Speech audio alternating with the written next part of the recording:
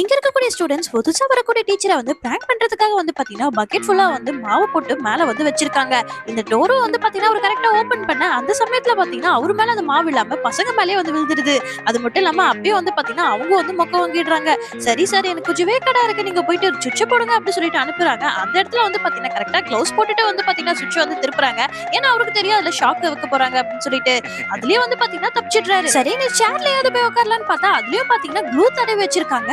இந்த சமயத்துல வந்து பாத்தீங்கன்னா அப்படியே வந்து பசங்க முன்னாடி வர இப்ப பசங்க எல்லாரும் வந்து பாத்தீங்கன்னா சிரிக்கிறாங்க. அது மட்டும் இல்லாம ஒரு பிராங்க்ல மாட்டிக்கிட்டாரு அப்படின்னு சொல்லிட்டு ரொம்பவே சந்தோஷப்படுறாங்க. ஆனா சார் அதுலயும் ஒரு ட்விஸ்ட் வச்சிருக்காரு. உள்ள ஒரு ஃபேண்ட் போட்டிருக்காரு. இந்த ஃபேண்ட வந்து பாத்தீங்கன்னா கழட்டிடுறாரு. சரி சாப்பிட்டு சாச்சு கொடுங்க அப்படின்னு சொல்லிட்டு அவர் தேடிட்டே போகும்போது பாத்தீங்கன்னா டிராயருக்குள்ள வந்து திடீர்னு எலி இருக்கு.